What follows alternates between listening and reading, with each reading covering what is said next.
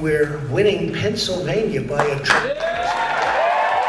And by the way, it's going to take time to count the votes. We're going to win Pennsylvania. Too close to call. The presidential race is still neck and neck right now, with both candidates claiming last night that they had won Pennsylvania. That's just one of the states that could help decide the winner this year. The Pennsylvania governor did respond last night, saying there are over 1 million ballots waiting to be counted. States like Nevada, Wisconsin, Michigan, and even Georgia are also still counting their votes this morning. We want to take a live look this morning at the election map from the Associated Press. You can see the latest totals right now, with coming in at 213 electoral votes for President Donald Trump, with 238 for Joe Biden. We're going to keep taking a look at these results all morning, but I want to show you, we mentioned Pennsylvania. You can see there's a lot of states over here on the East Coast where counting has resumed this morning. We're going to keep an eye on those states as well. Michigan, Wisconsin, Pennsylvania, North Carolina, Georgia, all considered battleground states. Coming up this morning, we'll also talk about some of the roles that battleground states will have in making those decisions, as well as how long we should expect to wait on those results becoming finalized. And to do that, we have plenty of team coverage for you this morning. So much to talk about this morning. The Up with KREM team all tracking the latest election results across the nation and right here in the Inland Northwest. Tim Pham joining us from the Up with KREM Election Center this morning. He's covering breaking news coming in as the morning progresses. Looking now in Washington, Dana Marie McNichol will join us in Spokane County, where a lot has happened overnight, including Kathy McMorris Rodgers' projected win and the approval of that controversial sex ed bill. Looking in North Idaho, we have Nicole Hernandez in Kootenai County, where election officials say they had the highest voter turnout ever. We've got all of that coming up and so much more. Let's start with Tim Pham. Good morning, Tim. Hey, good morning, Joshua. It's been a long night for the candidates and the country as well, as we wait to declare a winner in the presidential race. Now, it's not over, folks. Millions of ballots across the nation still need to be counted. However, the president declared victory last night. So here's a look at the latest results. Of course, as Joshua just told us, the magic number is 270. We're also watching several key states: Georgia, Pennsylvania, Michigan, Wisconsin, and North Carolina, all too close to call right now.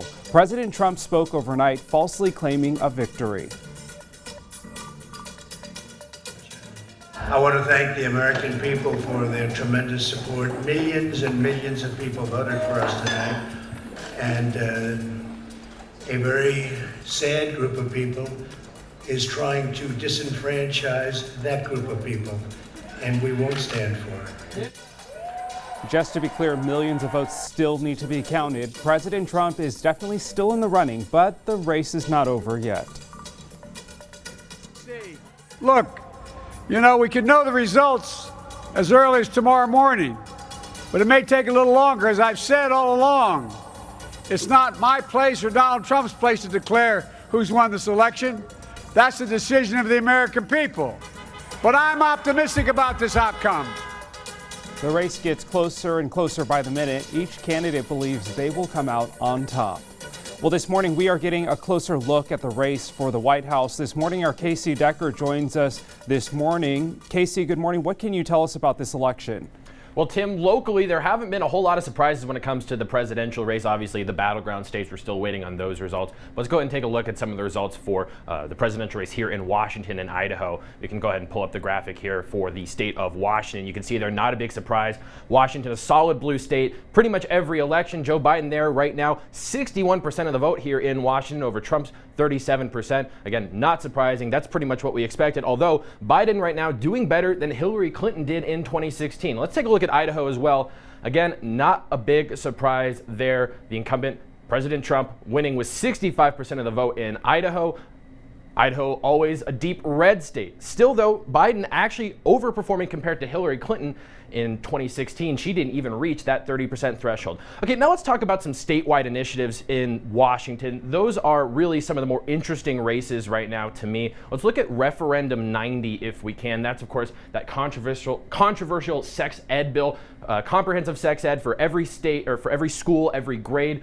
We saw a lot of opposition campaign here in Eastern Washington, but statewide right now you can see that 60% of voters in Washington are approving that bill, approving that law. Not necessarily what people here in Eastern Washington wanted, however, Spokane County voting right now mostly against that referendum. And also look here, you can see now, looking at this constitutional amendment that was proposed, that was on the ballot, and this was really interesting because even though it's called a constitutional amendment, it seems like a big deal. It was actually over a pretty small thing. There's like this trust fund for people who need day-to-day assistance with activities that was created by the legislature. They basically wanted to be able to invest money in that fund into stocks so that they could grow the fund. It was overwhelmingly passed in Olympia. Only a handful of legislators voted against it, but you can see here a majority of Washington state voters are voting against it, 53 to 47. That's a real shock to me considering it was a bipartisan bill. There was very little opposition to it when it was actually in Olympia, but right now statewide voters voting against it. To me, that's a test case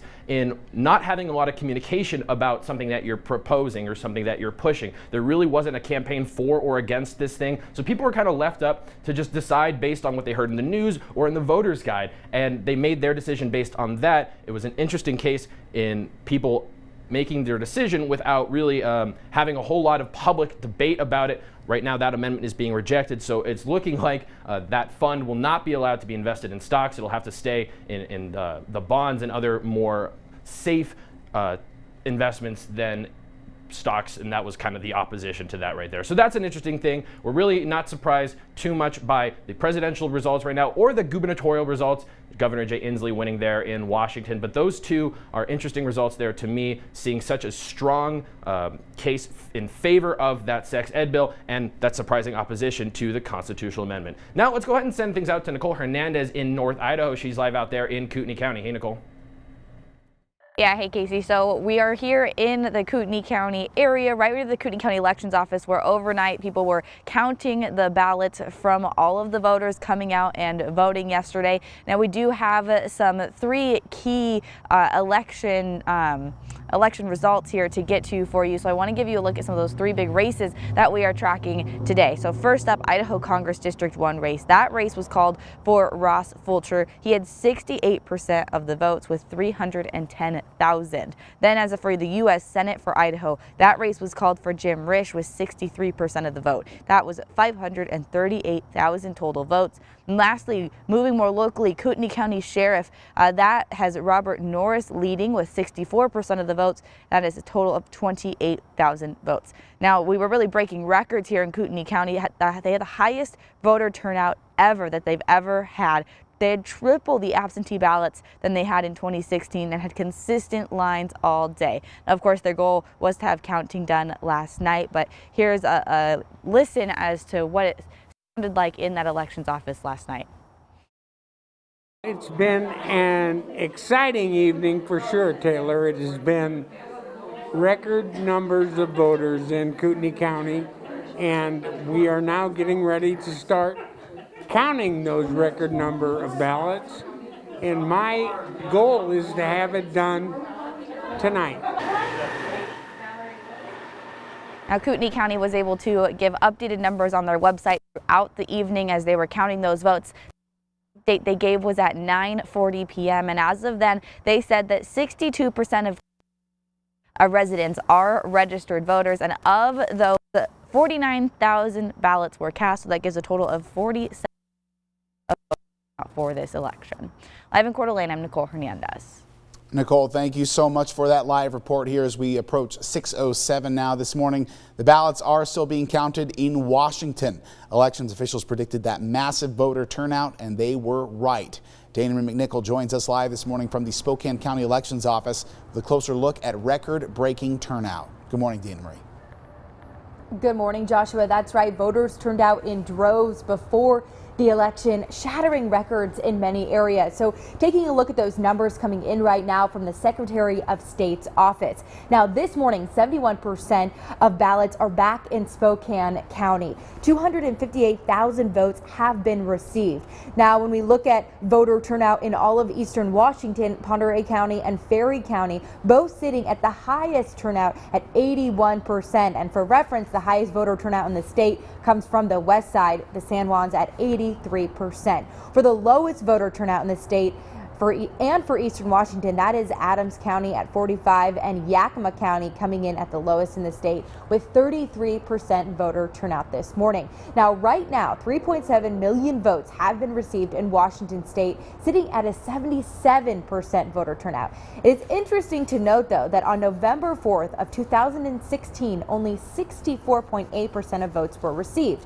Now in the coming days, that 64% grew to 77% as more and more ballots came in that year. Now, so with that being said, there is more room to grow for our percentage this year. Now, these numbers are all according to the Secretary of State's office, and results from this election will be certified on November 24th. Now, we will be tracking these numbers all morning long and updating them as they do come in. In the next half hour, I'm going to be talking to you about how to track your ballot online and make sure your vote still counts. All right, I'll send it back to you in the studio. Thank you very much, Dana Marie. A lot of people waking up wanting some of that information today. We're also tracking results all morning long. We're going to show them scrolling at the bottom of your screen like you can see right now. Also, you can text the word results to 509-448-2000. We'll get you the latest results to your phone. But before we get to the latest election coverage, let's check outside. Jeremy Legoo has more on the developing weather situation this week. Good morning, Jeremy. Good morning, Joshua, and good morning, everyone watching at home. It's a warm one today. We're starting out rather warm, and we're going to see temperatures trending quite a bit above normal as we scoot through the day. Right now, we are sitting at 50 here in Spokane. You're dipping into the 30s if you're farther out to the west. Coeur d'Alene at 51 and Sandpoint not too far behind. We hang on to the clouds through much of the day. Higher elevations get a little bit of light precipitation today. All of that is rain for now. That's at least until we see our next front move through tomorrow, which will bring more widespread wind and rain to much of the inland northwest. 50 this morning, up into the 60s later on today. Wind sustained out of the south and southwest at about 10 to 15 miles per hour. Seeing those gusts up near 20. Tomorrow is when that wind picks up and really starts to drop the temperatures. Let's send things back over to Tim for the latest. All right, Jeremy, thank you. I'm in the Up with KREM Election Center all morning long. Right after the break, we'll take a look at why ballots are taking a little bit longer to count in some states like Wisconsin and Pennsylvania.